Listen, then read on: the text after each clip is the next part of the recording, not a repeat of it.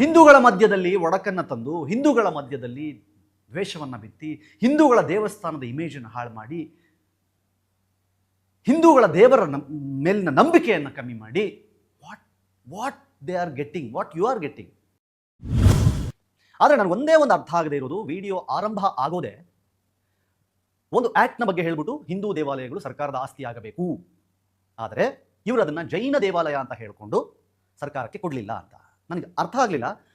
ನೋಡಿ, ನಮ್ಮ ಭಾರತ ದೇಶದಲ್ಲಿ ಒಂದು ಕಾನೂನಿದೆ, ದ ರಿಲಿಜಿಯಸ್ ಎಂಡೋಮೆಂಟ್ ಆಕ್ಟ್ 1863 ಅಂತ. ಬೇಸಿಕಲಿ ಈ ಒಂದು ಕಾನೂನು ಏನ್ ಹೇಳುತ್ತೆ ಅಂತಂದ್ರೆ, ಭಾರತದಲ್ಲಿ ಯಾವ್ದೆಲ್ಲ ಹಿಂದೂ ಟೆಂಪಲ್ಸ್ ಇದಾವೋ ಅವೆಲ್ಲ ಗವರ್ಮೆಂಟ್ ಪ್ರಾಪರ್ಟಿ. ಆ ಹಿಂದೂ ಟೆಂಪಲ್ಸ್ ನ ಮ್ಯಾನೇಜ್ಮೆಂಟ್ ಎಲ್ಲ ಗವರ್ಮೆಂಟ್ ಕೈಗೆ ಹೋಗಿ ಗವರ್ಮೆಂಟ್ ಡಿಸೈಡ್ ಮಾಡುತ್ತೆ ಆ ಮ್ಯಾನೇಜ್ಮೆಂಟ್ ಅಲ್ಲಿ ಯಾರ್ ಕೆಲ್ಸಕ್ಕೆ ಇರಬೇಕು, ಯಾರ್ ಕೆಲ್ಸಕ್ಕೆ ಇರಬಾರ್ದು, ಅಂಡ್ ಆ ಟೆಂಪಲ್ ಇಂದ ಬರ್ತಿರುವಂತಹ ಡೊನೇಷನ್ ಅಮೌಂಟ್ ನ ಏನ್ ಮಾಡಬೇಕು ಅಂತ. ಸೊ ನಾವೆಂತ ಇವತ್ತು ಮಂಜುನಾಥ ಸ್ವಾಮಿ ನನ್ನ ಮನೆ ದೇವರು, ಆದರೆ ನನಗೆ ಈಗಲೂ ಪ್ರಶ್ನೆ ಇರೋದು, ವೈ ಟಾರ್ಗೆಟಿಂಗ್ ಹಿಂದೂ ಟೆಂಪಲ್ಸ್?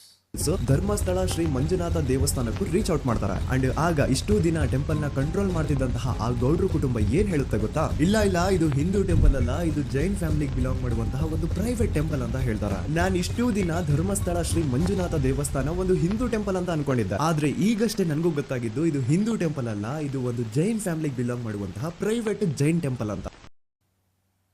ಸಾಕಷ್ಟು ಜನದ ಕಮೆಂಟ್ಸ್ಗಳನ್ನು ನೋಡಿದೆ ನಾನು. ಇನ್ನು ಮುಂದೆ ನಾನು ಧರ್ಮಸ್ಥಳಕ್ಕೆ ಹೋಗಲ್ಲ, ಯಾಕೆ ಮಂಜುನಾಥ